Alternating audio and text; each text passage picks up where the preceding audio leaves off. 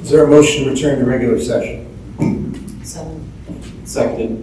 Okay, motion to exit executive, return to regular by Mrs. Weiss, seconded by Mr. King. Mrs. Thomas, you call the roll. Mr. King? Aye. Mrs. Sachs? Aye. Mrs. Weiss? Aye. Mr. Rock? Aye. Ms. Weiser? Aye. Okay, very good, motion carries, and we're back in regular session. Next item is a motion to, item B, motion to approve tentative agreement with Service Department Laborers 860 Union for new collective bargaining agreement, period of July 1, 2023 through June 30th, 2026, and authorizing the mayor to execute same. Mr. Edison, if you approach the podium, and you have the floor. Thank you very much, Mayor. Good evening, Council.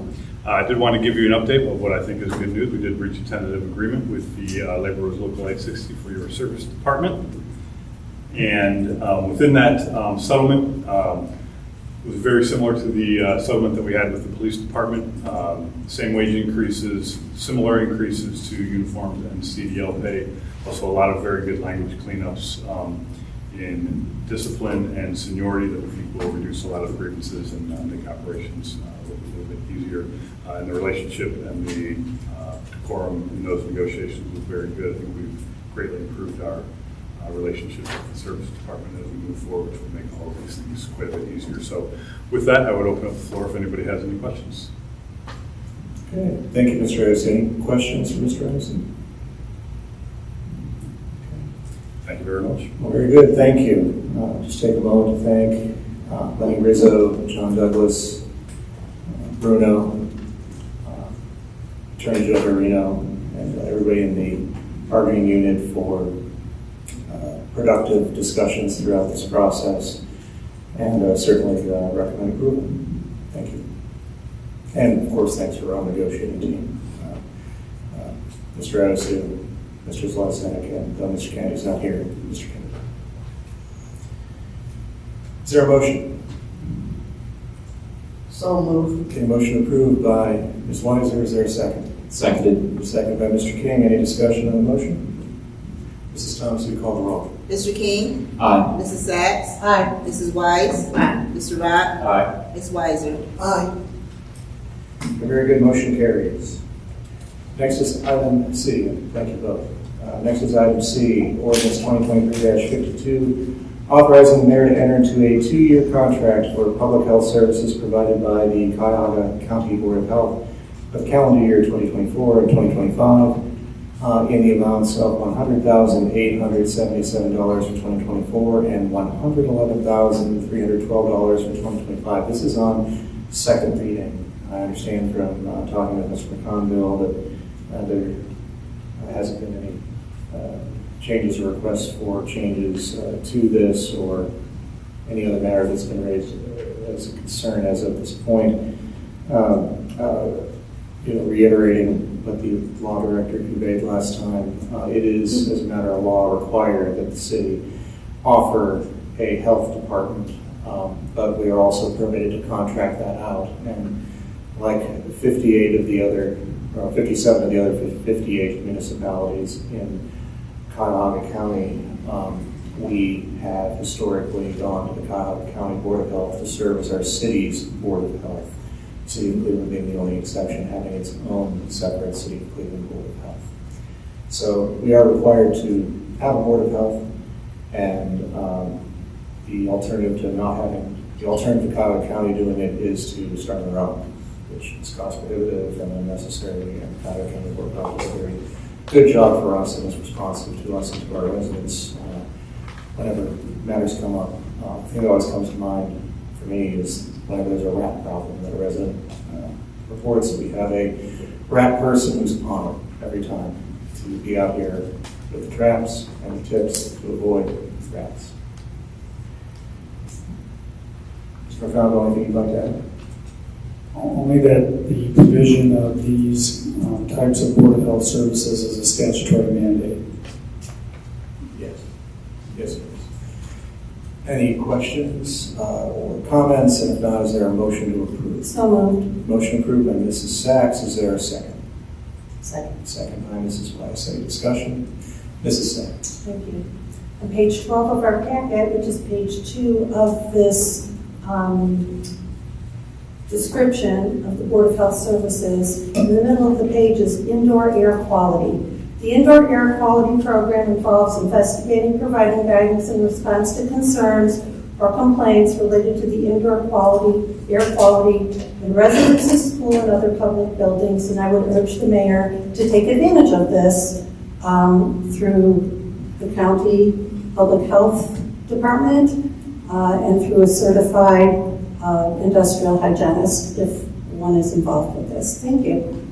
Thank you. Are there any other comments on point with regard to this contract and this ordinance?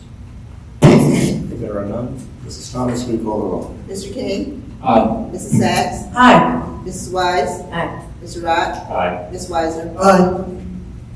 Very good. Motion carries. Next is item D, ordinance 2023-53, authorizing the transfer of funds from the general fund to the 100 to the opioid distribution fund, 255, and declaring emergency. This is on emergency. Mr. Kennedy could not be here this evening, but there is a memo on the file in the packet regarding this item from Mr. Kennedy. I would like to add an item to the council agenda for the October 4, 2023 meeting. This relates to budgeted fund transfers for 2023. The details of this transfer is highlighted as follows. Transfer from General Fund 100, transfer to Opioid Distribution Fund 255. The amount is $2,662.51. This transfer is to account for money received in 2021 from the opioid settlement that was recorded in the general fund prior to the establishment of the Opioid Distribution Fund in 2022. Appropriation for this transfer was approved by council on Budget Amendment 1, approved at the September 5, 2023 council meeting. Simply put, we got the first part of this settlement prior to creating the fund. The fund has since been created. Another distribution on the settlement has been placed in the fund, but as a matter of housekeeping, we noticed that the initial $2,662.51 is still in the general fund and not in the opioid distribution fund, so this is to true that up. That's basically it. We would ask then that this be passed on emergency in order to simply rectify this sooner rather than later. Are there any questions? And if not, is there a motion to approve ordinance 2023-53 on emergency? So moved. Okay, I'll take the motion from Ms. Weiser and Mr. King will be a second. Very good. Any discussion on the motion? Then we'll take two votes. First on the suspension of the rules, Mrs. Thomas. Mr. King? Aye. Mrs. Sacks? Aye. Mrs. Wise? Aye. Mr. Rock? Aye. Ms. Weiser? Aye. And then on the main motion. Mr. King? Aye. Mrs. Sacks? Aye. Mrs. Wise? Aye. Mr. Rock? Aye. Ms. Weiser? Aye. Okay, very good. Motion carries.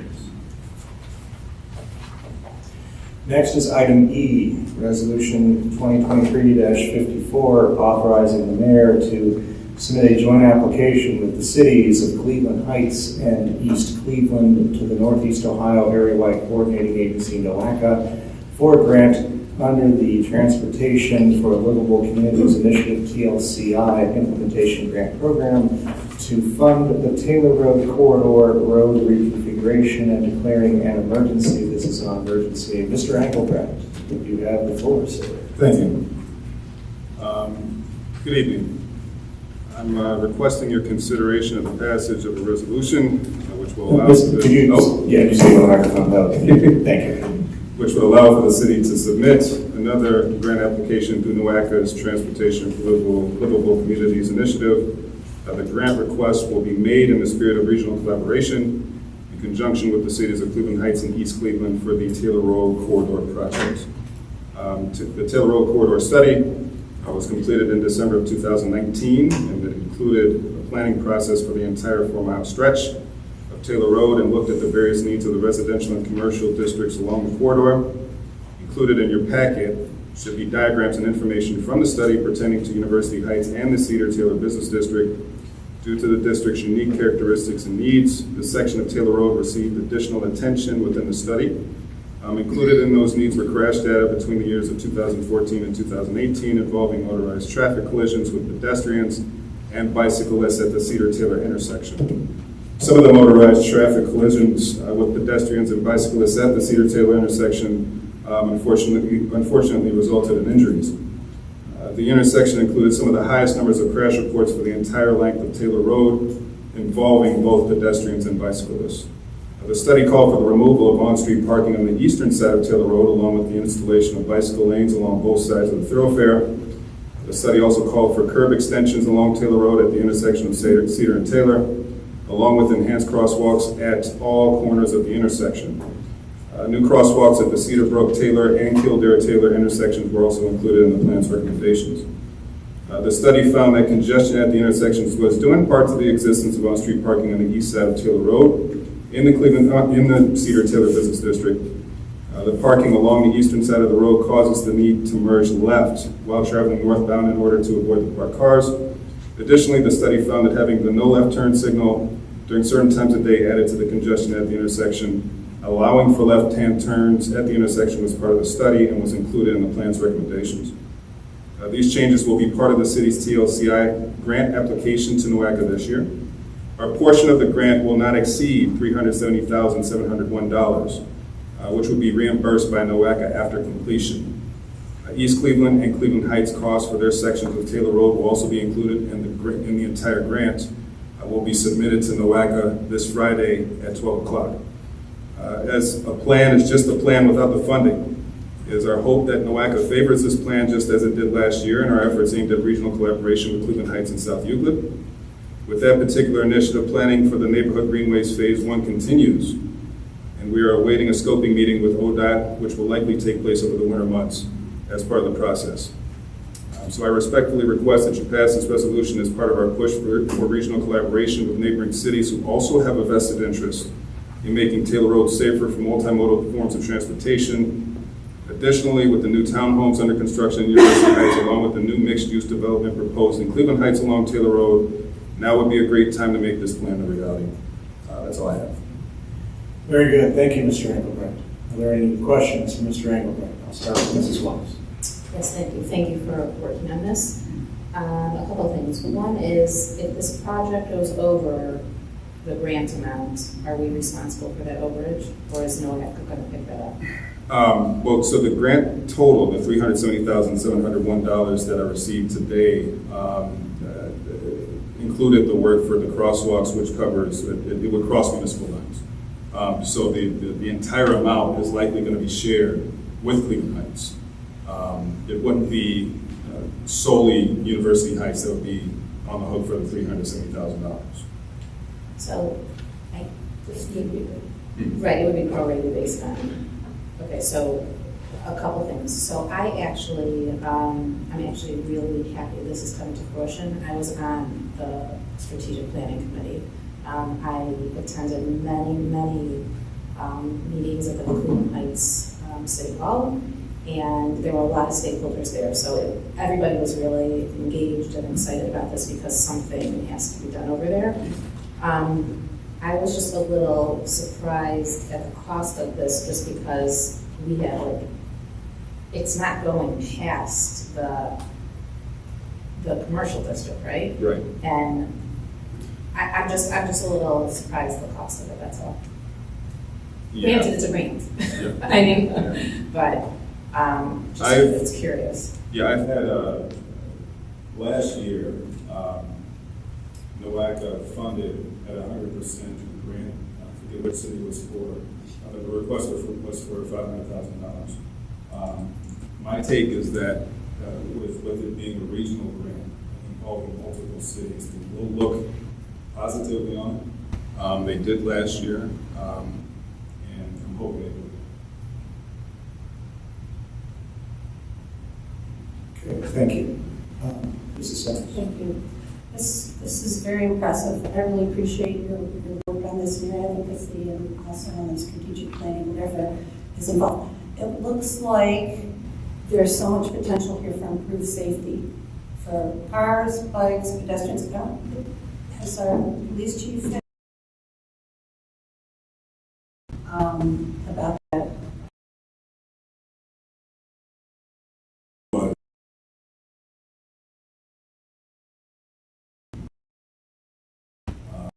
He has had a chance to see at least the recommendations in the last recommendations of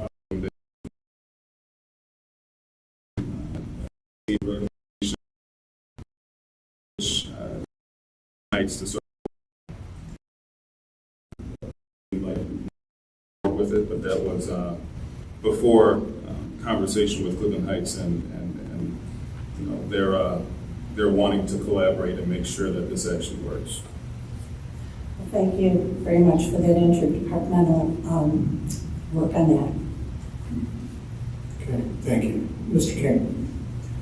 Thank you, Mayor. So thank you, Mr. Engelbrecht, for bringing this to us and to working with our neighbors to collaborate on submitting a joint application like you did last year. I too was as a resident of University Heights, attended the feedback sessions in 2019 and was very impressed with the level of safety that this would bring to all modes of transit, in particular pedestrians and cyclists. So I'm really excited to contemplate getting this grant, particularly with all the investment that University Heights and Cleveland Heights is putting into Taylor Road. I think it really dovetails well into that. So thank you. Very good, thank you. Thank you. Mr. Rock? I just have a couple of questions. Could you go back to what you were saying about the price, the $370, and if there was an overrun, if there's a cost overrun, we're responsible for the prorated amount, or just what occurred unforeseen in the University Heights portion? So the estimate that I received from Joe Cheney is for the crosswalks, for everything, the sharrows, the bikeways, the flashing beacons, the lights at the intersections of still being on Cedar Road, I believe. And so that price it's actually shared because, well, not the lights, but the crosswalks. Those prices would be shared with Cleveland Heights because the crosswalks actually cross municipal lines. Okay, so I guess where I misunderstood was if there's a cost overrun outside of the city boundaries, north, Taylor, further north in the town owns, we're not responsible for that. No, we will all be administrating our own costs. Gotcha. My second question is well, I guess that belongs to Cleveland Heights. So it doesn't. I was going to say you're removing the left-hand turn lanes, correct? And the turning lanes. The recommendations call for that. Okay, so I don't believe there's one going north, right? It's not named. I don't think it's a dedicated turning lane. But going south there is. That's south. So, but that's Cleveland Heights because they're at the double line, right? That's where that city. Okay, so they're removing the left-hand turn on University Heights. And so, If I may, to that point, I have had conversation with Mayor Sam. This particular intersection is basically run by Cleveland Heights. The signal is controlled by Cleveland Heights. And when this report was first issued in 2020, government of Cleveland Heights is a little bit different.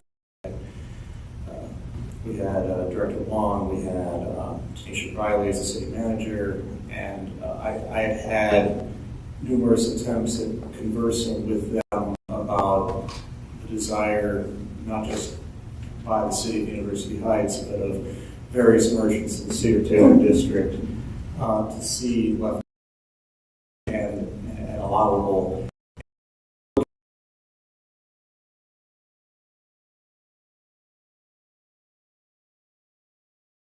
left turns. I wanted to see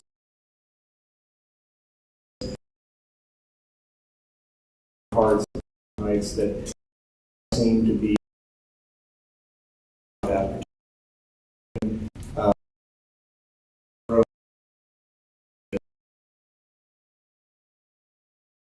something we should. And as part of the project, he will be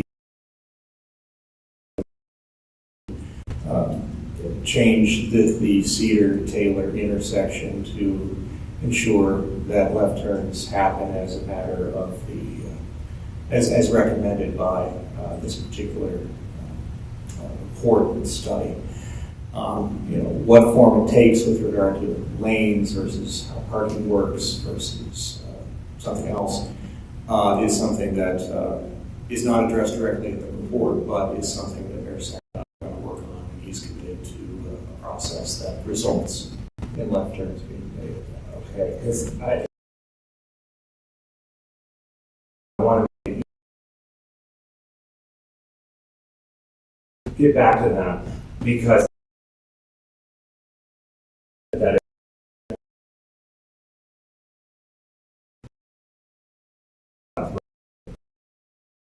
make it easier to use and have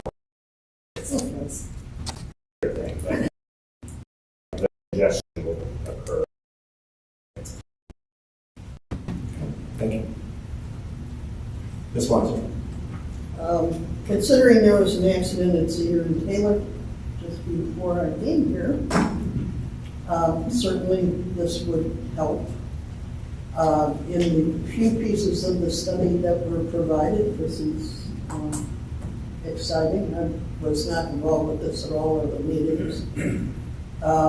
I would like to see the comprehensive parking management strategy that was developed, that was requested in this by NOACA, since this is a NOACA study.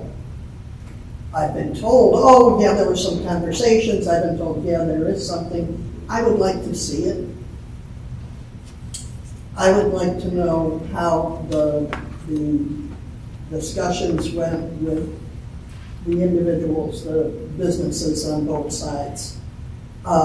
Yes, right now, I think if you're a bicyclist, you wouldn't want to be on Taylor. You're not going to get killed. Because Taylor is crazy, especially around the Cedar-Taylor intersection. Right now, people make left turns even when it says no left turn. So, and they are not going to cut down Superior. I can guarantee that for you, Councilman Rock. They're going to go to the shopping center and turn left. That's what they do. I come up a Taylor all the time. I can tell you that's how they handle it. Overall, I think it deals with an issue. My bet is when it gets implemented, we're going to get a lot of complaints. Because we will. Because people want to drive on Taylor the way they want to drive on Taylor. How we can do left turns with only one lane is going to be dicey on the Cleveland Heights side unless they get rid of parking right around the haunted restaurant, where you'd allow a car going straight to be able to work around people making lefts. The lefts on the University Heights side are probably going to have to deal with that as well. That making a left off of Taylor onto Cedar is chancy and problematic in either direction. It just is. But I think a lot of what's here in what I can see and what I was given is very, very good. I think it will begin to resolve a lot of issues that exist on Taylor overall. So if you can get that to me, I'd appreciate it. I certainly would like to see it. Okay. Mrs. Sanders. Thank you. So I'm looking at page 89, and this is a design comment, okay? Safety comment. So we're building the townhouses between the laundry, mixed laundry center and the enhanced sidewalk. You see that on the right-hand side. The new crosswalk is great, that's going to help, but I wonder why the enhanced sidewalk doesn't continue across the street.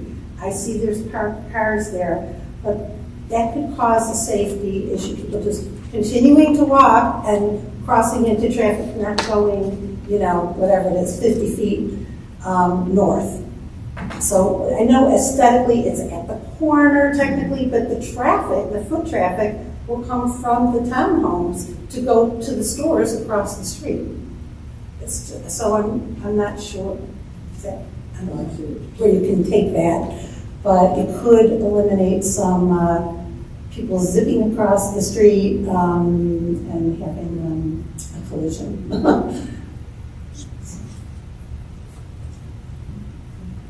All right, thank you. Mr. King. I agree with Mrs. Sachs. I've looked at that, and that what's labeled as enhanced sidewalk before as a cut through, as a cut through to Washington, which is also on our neighborhood greenways plan with Cleveland Heights. I look at that as a safe route to school type of thing. So I'm not sure if there'd be a way to maybe make it so it could connect in with the sidewalk, or blend in with the bike lane, something along those lines. Anything to guide you over to Washington, I think that would help. Okay, thank you. Mrs. Weiss. Yeah, thank you. How much input do you have at this point On in the grant of any changes? So